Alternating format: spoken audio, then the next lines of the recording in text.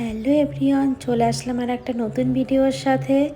তোমরা কেমন আছো বন্ধুরা? আশা করি সবাই ভালো আছো আর আমরাও ভালো আছি। তো দেখো, তারপরে গায়ে হলুদ হয়ে গেছে কালকে, যেটা তোমাদের দেখালাম। তার পরের পার্টটা তোমাদের দেখাচ্ছি। তো বাড়িতে এসে খাওয়া দাওয়া করে ফ্রেশ হয়ে দেখো এদিকে চুল স্ট্রেট করতে বসে গেছি। তো ওনারা 6:30টার মধ্যে সব বরযাত্রী বেরাবে, এই জন্য কিন্তু আমি এই যে রেডি হচ্ছি, মানে বসে না থেকে রেডি হয়ে যাচ্ছি, কারণ না দেরি হয়ে যাবে। আর যেহেতু অনেক দূরে বনগাঁ, জানো তো, সে অনেক দূর, কলকাতা থেকে বনগাঁ যাওয়া তোমরাই বলো চারটেখানি কথা না। তো মাম্মামা এখানে দেখো বসে আছে, ওকে বলছে একটু ঘুমিয়ে নে, কিছুতেই ঘুমাবে না। আর এদিকে কিন্তু না ঘুমিয়ে কিন্তু ভাই বোন মিলে দুজনেই দুষ্টুমি শুরু করে দিয়েছে। আর আমি কিন্তু এইদিকে রেডি হচ্ছি, আর আমাকে এত পরিমাণে ওরা ডিস্টার্ব করছে। যাই হোক, দেখো চুলগুলো কত সুন্দরভাবে করে নিলাম। তো আমার চুলগুলো কেমন হয়েছে বন্ধুরা অবশ্যই জানিও। আর একা একা করতে এত পরিমাণে অসুবিধা হয়, মানে কেউ করে দিলে অনেক সুবিধা হয়। তো যাই হোক, আমার যা করে দিচ্ছিল, এবার ও তো কাজ করছে, এই জন্য বাকিটা আমি নিজেই করে নিচ্ছি। বন্ধুরা, তোমাদের একটু ভয়েসে অসুবিধা হতে পারে, কারণ আমি ছাদে এসে ভয়েস দিচ্ছি, কারণ না মাম্মাম এত পরিমাণে কথা বলছে, ডিস্টার্ব করছে, এই জন্য ছাদে চলে এসেছি। আর এখন আমি রেডি হব। তো আমার এদিকে প্রায় কমপ্লিট। তো মাম্মামকে এখনই আন্টি পড়াতে আসবে, তোমাদের তো বললামই মাম্মামের একটা এক্সাম বাকি আছে, তো কম্পিউটার, এই জন্য ওকে পড়াবে। তো ফাইনালি দেখো এদিকে আমি পুরো কমপ্লিট, আমার মেকআপটা ডান। তো কেমন হয়েছে বন্ধুরা আমার মেকআপটা অবশ্যই জানি, আমি কিন্তু নিজে করেছি। তো আমি নিজেই করি মেকআপ, কিন্তু রিসেপশানে ভাবছি যে আমি পার্লার থেকে সাজবো। তো যাই হোক, তো চলো তারপরে শাড়িটা পরে তারপর তোমাদের সামনে আবার আসছি। তো ফাইনালি বন্ধুরা দেখো শাড়িটা পরে নিয়েছি, আর আমাকে কেমন লাগছে, শাড়িটা কেমন হয়েছে অবশ্যই জানিও। এটা তো পুজোর শাড়ি, তোমাদের তো দেখিয়েছি। তো এই প্রথম মানে বিয়েতে পরবো বলে এই শাড়িটা প্রথম পরলাম। তো আমাকে কেমন লাগছে জুয়েলারিটা অবশ্যই জানিও। তো মামামের জন্য ওয়েট করছি, ওর পরা হয়ে গেলে ওকে রেডি করিয়ে দেবো। আজ বেশি কিছু করবো না, যেহেতু শীতের দিন, তো সোয়েটার পরেই নিয়ে যাব। আর আমিও ব্যাগের মধ্যে চাদর এগুলো নিয়ে নিচ্ছি। তো মামামের এক্ষুনি হয়ে যাবে, বাইরে বাজনা বাজছে, মনে হচ্ছে যেন বরকে বার করছে গাড়িতে। তো যাই হোক বন্ধুরা, চলো তাহলে মামামকে রেডি করিয়ে নিই। তো বন্ধুরা, মাম্মামকে রেডি করিয়ে বাইরে বেরিয়ে দেখি বরকে গাড়িতে তুলছে, যেহেতু তাড়াতাড়ি করে যেতে হবে, তাও জানো তো অনেকটা দেরি হয়ে গেছে। তো আমরাও এদিকে বাসে উঠে পড়েছি। সত্যি কথা বলতে আমাদের মধ্যমগ্রাম বারাসাতের লাইনে এত পরিমাণে জ্যাম ছিল, আমরা অনেকটা জ্যামে আটকে ছিলাম। তো এখানে দেখো আমরা বসে আছি। তো মাম্মামের জন্য খাবার নিয়ে নিয়েছি। ও কি বলো তো, বাইরে বেরোলেই না ওর খাবার খাওয়ার ইচ্ছা হয়, এই জন্য কেক টেক নিয়ে নিয়েছে। আর এখানে দেখো সবাই নাচানাচি করছে, খুব আনন্দ করছি, এনজয় করছি আমরাও। তো মাম্মামও কিন্তু নাচতে ছাড়েনি, ও কিন্তু অনেক নাচা গানা করছিল, দেখো কিভাবে নাচছে। তো সবাই মিলে আনন্দ করছে, নাচা গানা করছে। কি বলো তো, বিয়েবাড়িতে না একটু নাচা গানা না করলে তো বিয়েবাড়ি মনেই হয় না, তো ভালোই লাগে।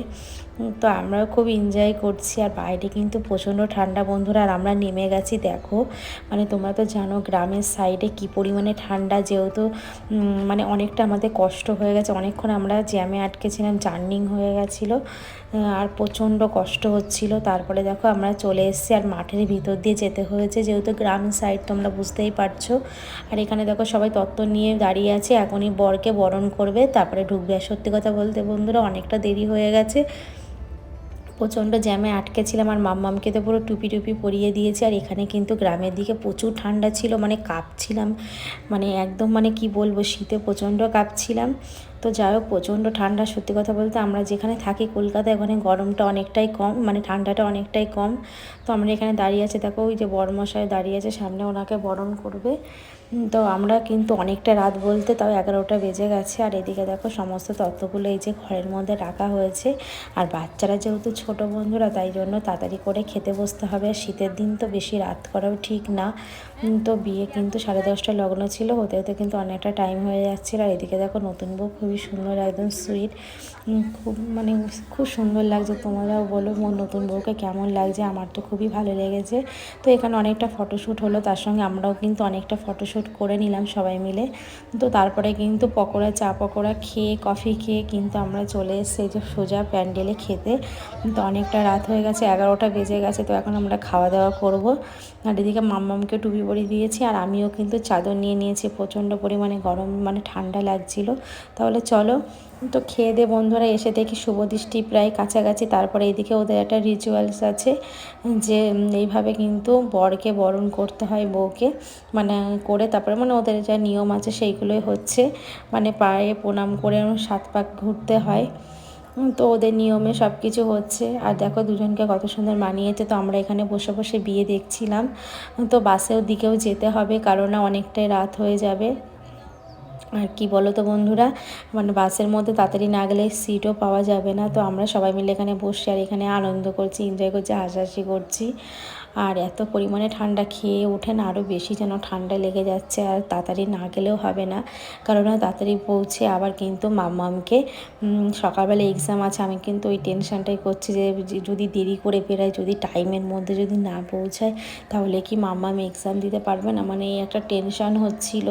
সত্যি কথা বলতে বিয়েটা কিন্তু 1টার মধ্যে শেষ হয়ে গেছিলো। আর আমাদের কিন্তু বাড়ি পৌঁছাতে 3:30 বেজে গেছিলো, মানে 3:30 4টে। তারপরে কিন্তু একটুখানা ঘুমিয়েছিলাম। যাই হোক, সেটা পরের ভিডিওতে তোমাদের অবশ্যই বলবো। তো এখন এই যে বিয়েটা প্রায় মানে কাছাকাছি, রিচুয়ালগুলো হচ্ছে, যে 7 পাক ঘোরা হয়ে গেল। এখন কিন্তু মালা বদল হবে। তোমরা দেখতে থাকো বন্ধুরা, যারা ভিডিওটা দেখছো এখনও পর্যন্ত তারা প্লিজ লাইক কমেন্ট করে দিও, আর প্রথম থেকে শেষ পর্যন্ত দেখো, ভিডিওটাকে স্কিপ করো না। তো এখন দেখো এখানে ভিডিও শ্যুট হচ্ছে, ফটোশ্যুট হচ্ছে। তো এদিকে কিন্তু হয়ে গেছে, এবার কিন্তু বিয়েতে বসে গেছে ওরা, এই যে মন্ত্র পড়ছে। তো এইভাবেই কিন্তু এক এক করে কিন্তু মানে সমস্ত রিচুয়ালসগুলো এক এক করে হচ্ছে। তো সবটাই কিন্তু ক্যাপচার করতে পারিনি। তারপরে কিন্তু আমরা কিন্তু বাসে চলে গেছিলাম, যেহেতু তো বাচ্চা নিয়ে তো এখানে থাকতে পারছিলাম না, এত পরিমাণে ঠান্ডার, অনেকটা রাত হয়ে গেছে। এই জন্য লোকজনও কম ছিল। আর গ্রামের দিকে না মানে অর্ধেক লোকই প্রায় ঘুমিয়ে যায়, মানে ঘুমিয়ে গেছিলো আর কি। তো যাই হোক, এইখানে বিয়ে দেখো প্রায় কমপ্লিটের দিকে, আর আমরা কিন্তু বাসে উঠে বসে আছি। তো এসে কিন্তু এখানে সবাই যে যার মতো বাসে বসে গেছে, কেউ ঘুমিয়ে পড়েছে। তো আমিও জানো তো মানে মাম্মামকে পুরো সব কিছু খুলে দিয়েছি, মানে ক্লিপ। আর আমিও দেখো পুরো মেকআপ তুলে নিয়েছি, কারণ বাড়িতে যেতে যেতে তো এমনি দেরি হয়ে যাবে, আর ওইভাবে তো বসা যায় না। আর আমি কিন্তু সমস্ত মেকআপ তুলে নিয়ে আমি কিন্তু যে চাদর মুড়ি দিয়ে বসে আছি, কারণ কি বলো তো, মানে এই যে বাড়ি গেলে আবার একটা ঠান্ডার মধ্যে বিরক্তিকর কাজ। তো আর আমি তো টিস্যু পেপার সব কিছু নিয়ে গেছিলাম, মাম্মামেরও মেকআপ তুলে দিয়েছি। যাই হোক বন্ধুরা, তারপরে বাসের মধ্যে ঘুমিয়ে গেছিলাম। তো এখন দেখো বাস থেকে নেমে গেছে, এখন 3:30 বাজে।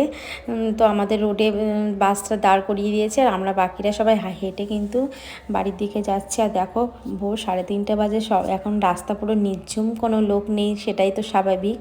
আমরা এখন যাচ্ছি। আর কি বলো তো, গিয়ে হয়তো 1 ঘন্টা কি 1.5 ঘন্টা ঘুমাতে পারবো। তারপরে তো আবার মাম্মামের জন্য এক্সামের জন্য আবার ওকে তুলে আবার পাঠাতে হবে। তারপরে কখন ঘুমাবো তার ঠিক নেই। তো যাই হোক বন্ধুরা, এখন দেখো বাইরে এতটা পরিমাণে ঠান্ডা, মানে মনে হচ্ছে কখন বাড়ি গিয়ে জামা কাপড় খুলে ফ্রেশ হব। তাহলে চলো বন্ধুরা, ভিডিওটা এখানে তাহলে শেষ করছি। তোমাদের কেমন লাগলো জানিও, ভালো লাগলে অবশ্যই একটা লাইক কমেন্ট করে দিও। টাটা বাই, আবার নেক্সট কোনো ব্লগে দেখা হচ্ছে। ততক্ষণ তোমরা সবাই খুব ভালো থেকো, পরিবারের খেয়াল রেখো। আর তোমাদের সামনে আবার নতুন ভিডিও নিয়ে আসবো।